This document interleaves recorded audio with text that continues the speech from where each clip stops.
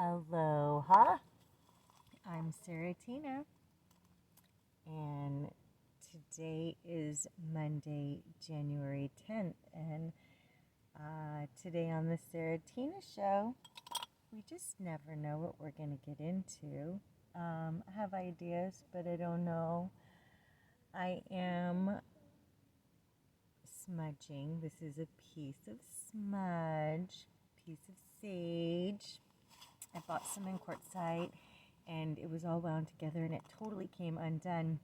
And what I realized is, as much as I love burning sage, is when you burn the top, and then it just keeps going and going and going, and you just want it to go out, that it was so much easier that some of the pieces broke off, and then I can just do one at a time and smudge the area and play in the smoke. Isn't it fun sometimes just play in the smoke? Yeah, smudge the area and cleanse what we got going on. So there was a nice smudge. Sometimes I use Palo Santo, sometimes I use a Nak Champa, and we smudge. So I just want to say good morning. It has been a very emotional time in life. I lost a friend in Jerome. A dear friend, Dennis, just passed away. A very sweet soul. Very sweet. And I haven't been able to go live because every time I go live and I get on Facebook, someone in his lovely family is posting about it, and it's really heartbreaking. So I'm like, okay, well, maybe I can do a video and like record it and then try to get through not crying. Although crying is really good. So then I got on Facebook yesterday, and a woman that I just became Facebook friends with, Cindy Gilbert. We had mutual friends in Sedona, so here we friend each other, and we're chatting, and she told me that she was dying of cancer, and unfortunately we did not ever get to meet. In the 3 or 4 months that her and I chatted, she touched my heart and a whole bunch of other people's. So there's lots of stuff happening, and my heart goes out to the McClellan clan and their family, and everyone in Jerome who's lost some pretty amazing people, and everybody throughout the world who's lost some pretty amazing people. And we have to go back to looking at, as one person's dying, one person's being born, and in a moment of someone's pain, there's another moment that someone else is experiencing pleasure, and there's that polarity, and there's that balance that we have, and it's heartbreaking. Cried a lot, and I'm probably not done crying over friends who are passing, and crying is good. What I really came to the conclusion is that I hope when someone passes that you learn to live, that you learn to embrace life and live. When Amy passed away, when we were on Kauai, 2016, I took Everett out of school of the 5th grade, and I said, we are here to live. Let's travel this island and learn what we can and figure it out. And we did, because life is school. Every day in life is school. Lessons all day long, all of the time. So what I've learned is having a child in school and out of school. And when people say, is he homeschooled? No, he's life schooled. So in life, so when you go to school, you study, and the teacher gives you a test, and then you get a grade. So in life school, we are given a test, and then we learn the lesson. And that's basically how it goes. And I do know, too, that we have to be okay with what is. What I mean, like, what totally is going on right now in your life. And you have to be like, I'm okay with what is. And you can't resist. The resistance creates the it's the resistance that creates the fucked upness, the chaos, and all the shit that's going on. Because if you watch the river, and the river flows, and whenever there's water, it's nice and flowy, right? But when there's rocks, blah, blah, blah, blah. Now it's beautiful when you're looking at it, but it does change the flow of the river and change the current, right? So, two, when you're going against the river and you're trying so hard to get up, you're resisting the water, and you turn around and you go with it. Now you might hit a bump because there might be some rocks. Your ass might hit the bottom if you're, doing like a little low river like we've done before. But there might be a slippery part. There might be some rocks, but that is life. And I did learn a long time ago from a friend who was explaining, okay, so life does that to us. Life takes us up and life takes us down, and we get really high and we get really low, and we're out of balance and we're in balance, and we're happy and we're sad. But these are all emotions that we all feel all the time. We just don't talk about. We get angry, we get mad. We don't know why. We're just not talking to people about what's going on inside of us. But we're all feeling like this lot. And I've been TikToking, man, and I'm telling you that shit will fuck with your head. And when I first started TikToking and I feel energy and lots of things going on, I was incredibly, I was really emotional. But then, of course, I'm having friends die, so yeah, there's more emotion in that. But I see how TikTok can get people wound in and how the addicted brain works. And that's a whole different story here. What I want to talk today about is breath. Breath. I'm going to start with a Louise Hay. No, actually, I'm going to start with a moment of base chakra Tibetan bowl. If you're joining me, if you could just sit and close your eyes and chills. Close your eyes, and red is coming up for me. A red rectangle for me is coming up right now. So we're going to close our eyes, if you'd like to close your eyes, or soften your eyes and set your gaze at your lids and third eye, and you can open your palms and you can sit. And I did learn from Sri Sri Ravi Shankar Guru Dev that you put a smile on your face when you meditate. So you're going to smile. And we're going to breathe into the belly 3 times. And then I'll play Crystal Bowl for a minute. So, we're going to breathe in. We're going to expand that belly as far as we can. And in that moment, visualizing red. This is our base chakra. And then when you breathe that in and you exhale, you'll fully let that out. And then we're going to breathe in again.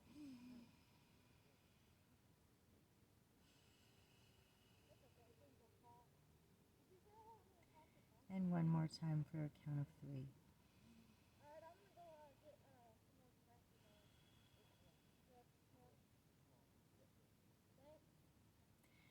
So you can keep your eyes closed at this time, and I am going to do just a moment of the base chakra bowl.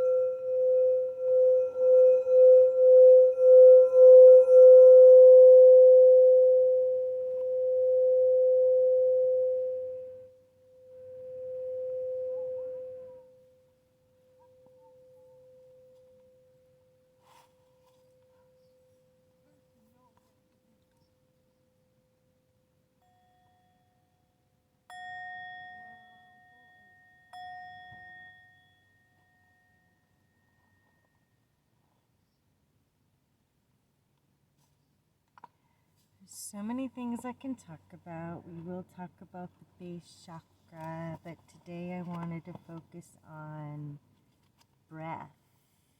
And we're going to start with Louise Hay. You can heal your life. And this is what she says. Our breath is the most precious substance in our lives, and yet we totally take for granted when we exhale that our next breath will be there. If we did not take another breath, we would not last 3 minutes. Now, if the power that created us has given us enough breath to last for as long as we shall live, can we not trust that everything else we need will also be supplied? Okay, then it takes us to the problem, probable cause, and new thought pattern. And if you haven't joined me before, Louise Hay is about positive affirmations and how we can heal our life. And from A to Z, there's a problem happening on inside of us. Left side being the feminine side, right side being the masculine. And we go to breath on this page, these pages.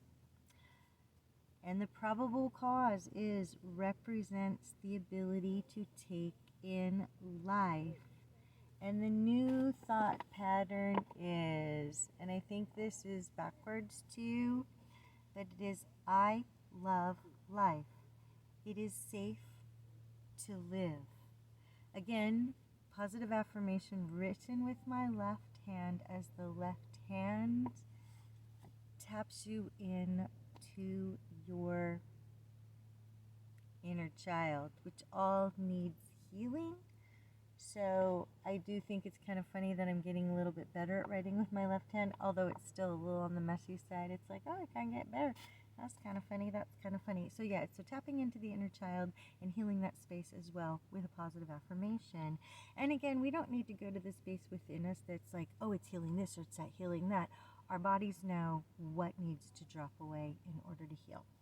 So, breath, I love life, it is safe to live. So what I realize is when someone we know takes their last breath, then we take a breath to live, because we have to keep living, we have to keep going.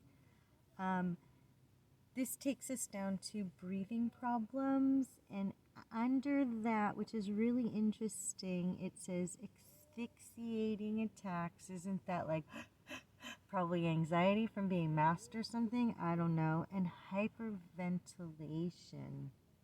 So there's that to go to as well. So I'll start off with breathing problems. Fear or refusal to take in life fully. Not feeling the right to take up space or even exist. Okay, process this. We need to process this. Yeah, everybody's just going really super fast, and I'm just really super slow these days. So if you come over and you do fast things with me, you lose me, because I'm like right here now, and I need to take a drink, but I'll read this first. So the new thought pattern is, it is my birthright to live fully and freely. I am worth loving. I now choose to live life fully. So then I'm going to go to asphyxiating attacks, which is on this page over here. And get that far before. Asphyxiating attacks, and underneath it it says, see breathing problems and hyperventilation. So the probable cause is fear, not trusting the process of life, getting stuck in childhood. Okay, so light chills of confirmation that not trusting the process of life and getting stuck in childhood and writing out a positive affirmation in our left hand is clearing that. So the new thought pattern there is, it is safe to grow up. The world is safe. I am safe. So then we're going to go over here to hyperventilation. EFGH. Hyperventilation says the asphyxiating attacks, breathing problems. And the probable cause here is fear, resisting change, not trusting the process. And once again, the new thought pattern is I am safe everywhere in the universe. I love myself and I trust the process of life. So we have to think about breath and breathing. So I did learn in laughter yoga that every day we take really shallow breaths. So children, if you watch, if you cry, you can't breathe, right? So when we take these really shallow breaths, we are not getting down through the diaphragm and into the belly and then expanding. You need to just calm down. That's when people just say calm down, is he just wants you to go slower and go, okay, breathe in and out. Through your nose, through your mouth. Sometimes if you're clogged and congested, you can't even breathe. Have you ever been to that spot of cryingness where your nose is so stuffed up that you can't even breathe through your nose? You're like, I can't breathe through my nose.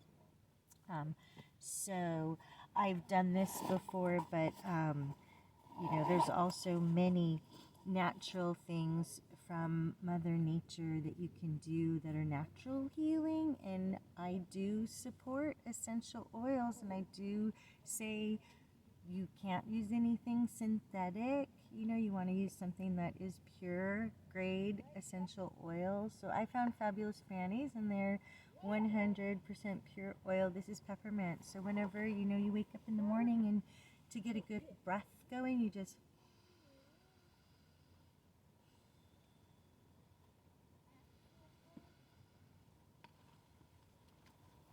so that's wonderful. Yes, Everett is playing with neighbor child Ben, and they are golfing. We made, Jim and Everett did a little golf thing, and Everett and I then we did some mini golf, and now him and child Ben, 12, 13 years old, play date, yay, gets to play, and they're playing golf. So it's quite fun in the desert. And then too, I don't know, so people are going so fast that people go camping because they have to get away from what's going on in the city and all around them. And we had from Thanksgiving to Christmas, we didn't have any friends over, and it was just us and stuff. And it started getting cold, and we started farkling. And now my child is Farkle God because he's really good and wins Farkle all the time. And won 2 games of Uno last night. We played Uno Flip with Ben, and we played Farkle with Jim the other night. So we're playing a lot of games, and we're spending a lot of time together. That's important to me as a mom. And so we're totally oh my God, we didn't do things. And then after Christmas, and then every day last week, and it's just, it is what it is. We had people come, but this child, it's on day 3 now of the boys playing. We've got this little toss across thing. They're doing toss across, and he's also a homeschooled boy, and has great conversations. So I'm really grateful in this moment, and I think people have to realize that I'm really content living in my tent. I'm content living in my tent. Did you get that? And I am processing a lot of emotions, and it's just where we're at. So a couple days ago, I picked forest and breath. And so this is the card that needs to be read today. I just had chills. So this is the card that needs to be read. This is forest and breath, and this is why we're talking about breath. Here's where we are. We're talking about breath. Okie dokie. And in school, you need to learn your ABCs, so then you can find things alphabetically. C, D, D, F, F-A-F-I-F-O, F-O-R. Aren't dictionaries grand? I still have a dictionary. I still have a thesaurus. I cannot say thesaurus. Forest. Oh my goodness. You know what? I do need to take a bit of a beverage break. Excuse me just one moment. Oh, ow, oh, ow, oh yeah, just, oh, the legs, oh. Yeah, yoga, so my New Year's thing is getting out and plank posing and putting the mat down and doing some yoga.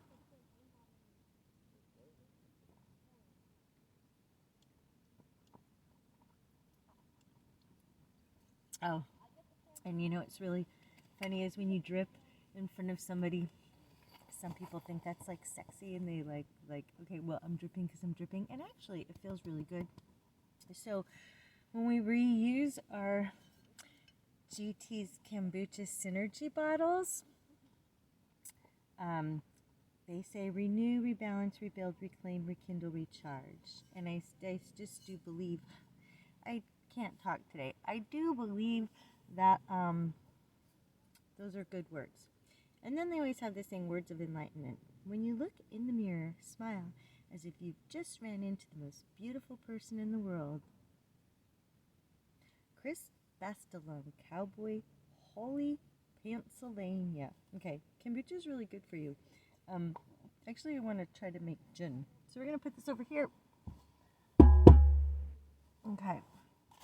And I think it's okay to ooh and ah and ow when you do yoga, because you got to move those things out, right? Oh! Okay. So, breath.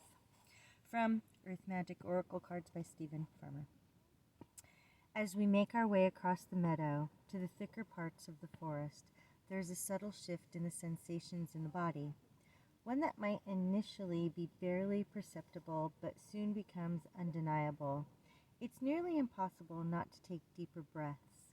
The richness of the forest oxygen given freely and generously from the trees, the standing ones, to us is a natural exchange for the carbon dioxide we release every time we exhale.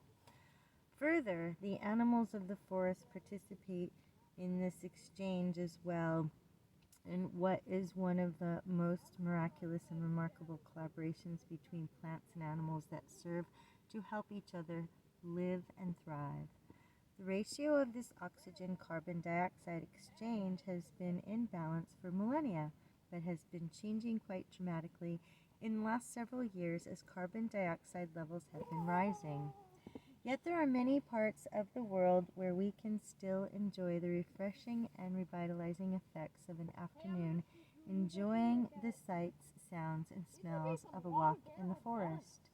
Through prayer and action, we can express our gratitude to these tree beings for the many gifts they provide, not the least of which is contributing to the very air we breathe.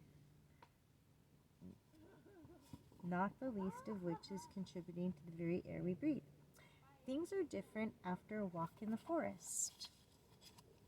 Your breathing is too shallow. Although it may feel natural, it is an unhealthy habit that causes the shortness of breath.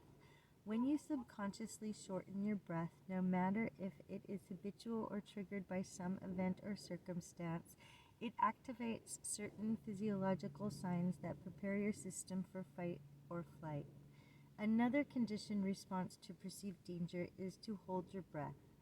This is your survival response, although it does not serve you to do so. So, breathe. Inhale deeply, regardless of your concerns, worries, or problems. Then, let it go. Next, allow yourself to breathe a little deeper and slower a few times. Remember that every breath you inhale is a gift, and every breath you exhale is a gift. The forest is a clear reminder of how this works. Jiminy Crickets, we're just right on with that. Are we just not right on? So today I wanted to share a poem I wrote because it is really all about breath. And since we're on that note, I wrote this on June 14th, 2021. It was 107 degrees in Ehrenberg down by the river. And I was listening to Indie Folk Playlist song Taylor Armstrong, Pack Your Bags. So, here we go.